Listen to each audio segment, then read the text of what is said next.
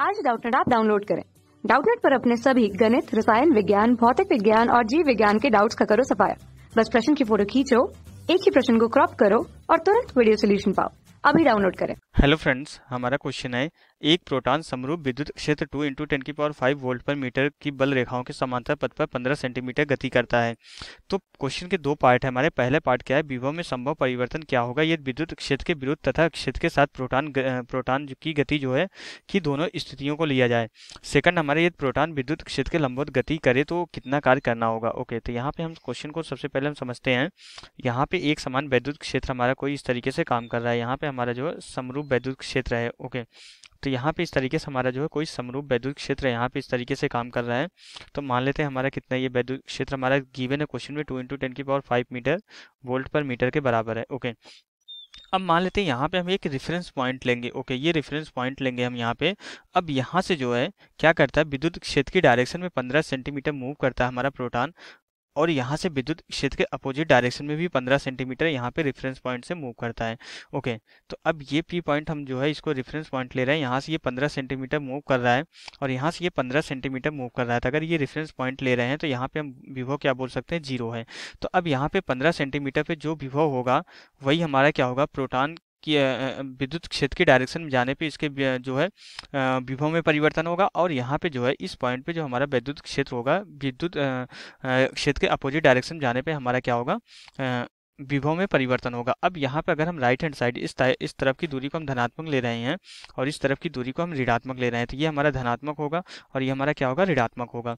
तो सबसे पहले हम जो है पहली स्थिति लेते हैं, पहली कंडीशन लेते हैं। पहला वाला पार्ट अभी हम सॉल्व कर रहे हैं। पहले वाले पार्ट में जो हम पहली स्थिति लेते हैं, जब प्रोटॉन की जब ई की दिशा में गति कर रहा है, जब ई की दिशा में, जब हमारा प्रोटॉन जो है ई की दिशा में जा रहा है, तो उस कंडीशन हमारा क्या होगा, जो वोल्टेज होता है हमें पता है कि वी और ई में हमारा संबंध क्या होता है, ई इक्वल टू हमारा क्या होता है, वी डिवाइडेड बाई डी के बराबर होता है। ये हमें पता होता है।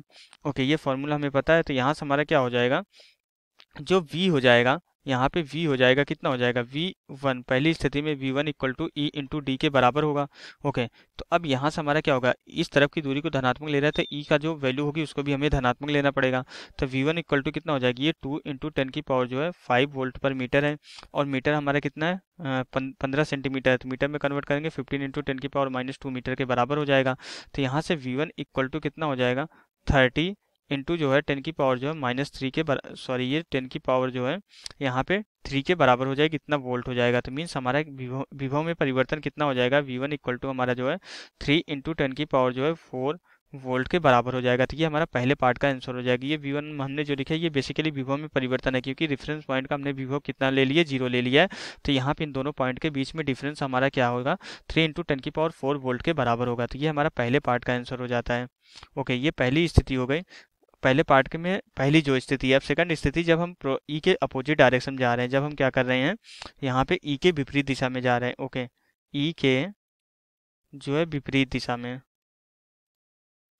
जब ई के विपरीत दिशा में हम जा रहे हैं तो उस कंडीशन क्या होगा, फिर से हमारा क्या होगा, v equal to E into D के बराबर होगा। ई हमारा 2 × 10⁻⁵ है, लेकिन डी अब हमारा जो है -15 × 10⁻⁻² के बराबर होगा, क्योंकि अब दूरी ऋणात्मक ली जाएगी।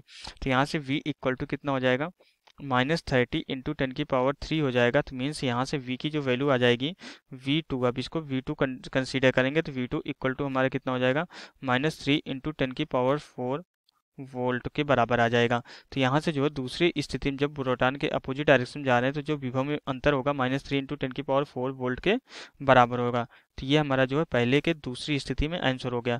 अब हम यहाँ पे दूसरा पार्ट सॉल्व करेंगे। दूसरे पार्ट में हमें क्या बोला जा रहा है, दूसरे पार्ट में ये बोला जा रहा है कि प्रोटॉन विद्युत क्षेत्र के लंबवत गति करे। मीन्स प्रोटॉन अगर हमारा यहाँ पे है तो यहाँ से जो है अगर विद्युत क्षेत्र के लंबवत गति कर रहा है, इस डायरेक्शन में गति कर रहा है, तो इसका जो विस्थापन सदिश होगा ये भी इसी दिशा में होगा। ये क्या होगा, इस दिशा में गति कर रहा है तो वे की भी डायरेक्शन यही होगी और इसके विस्थापन की भी डायरेक्शन यही होगी।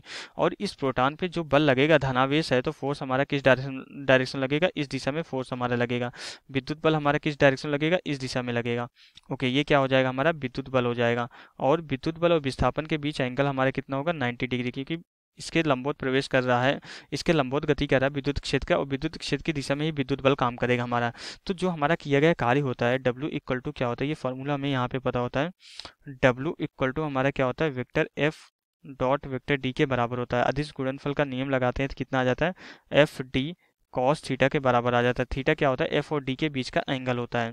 ओके, तो यहाँ पे किस फोर्स के कारण कार्य किया जाएगा, यहाँ पे जो कार्य किया जाएगा हमारा विद्युत बल के कारण किया जाएगा। तो W इक्वल टू कितना हो जाएगा, विद्युत बल इंटू विस्थापन इंटू कॉस थीटा के बराबर हो जाएगा। तो यहाँ पे थीटा क्या है, एफ और डी के बीच का एंगल हमारा 90 डिग्री है। तो मीन्स हमारा क्या है, यहाँ पे थीटा इक्वल टू 90 डिग्री है और हमें पता है कॉस 90 की वैल्यू क्या होती है, जीरो होती है। कॉस 90 की वैल्यू जीरो होती है, तो यहाँ पे ये राशि हमारी जीरो हो गई। एफ और डी भले ही जीरो नहीं है, कॉस की वैल्यू, कॉस थीटा की वैल्यू जीरो होने की वजह से ओवरऑल हमारा कार्य क्या हो जाएगा, यहाँ पे डब्ल्यू कॉस थीटा की वैल्यू जीरो होने की वजह से ओवरऑल कार्य हमारा कितना हो जाएगा, जीरो हो जाएगा।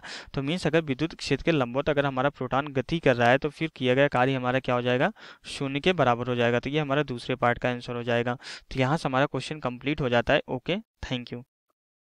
कक्षा 6वीं से 12वीं से लेकर नीट, IIT, JEE वो एडवांस के लेवल तक 1 करोड़ से ज्यादा छात्रों का भरोसा। आज ही डाउनलोड करें डाउटनेट ऐप या व्हाट्सएप करें अपने सारे डाउट्स 8400 400 400 पर।